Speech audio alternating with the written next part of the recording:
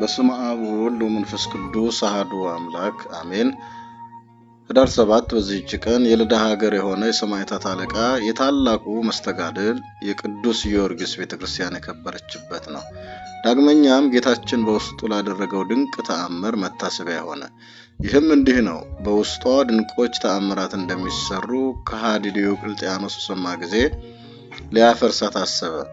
ስሙ አውሄዎስ የሚባለውን መኮንን ከብዙ ሰራዊት ጋር ላከው። ያም መኮንን በደረሰ ጊዜ የቅዱስ ጊዮርጊስ ስዕል ወዳለበት አዳራሽ በትዕቢት ሆኖ ገባ።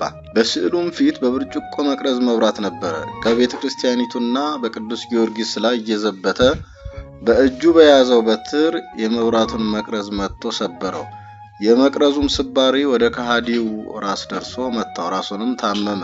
ፍርሃትና እንቅጥቅጥም መጣበት። ወድቆም ተዘረረ።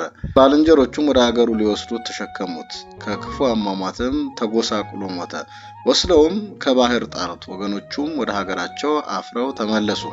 ከሃዲው ዲዮቅልጥያኖስም ይህን በሰማ ጊዜ እጅግ ተቆጣ።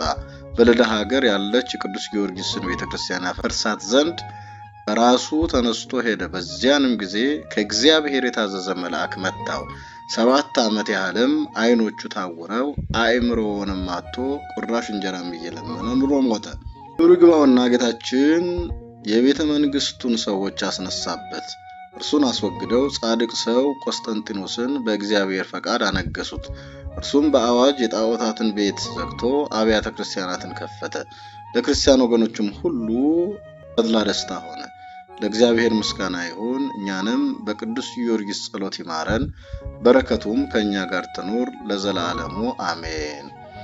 ሰላም እብል ለዘአርአየ ትምህርቶ በልዳ ሀገር በጊዜ ቀደሱ ቤቶ ጊዮርጊስ መዋኢ ቃለ ጽራሄ በእያስትቶ ከመእስህብ ጸረ ነፍሴ ይመጦን ቅናቶ ወለደርቢዮቱ ፍጹም ስሁለ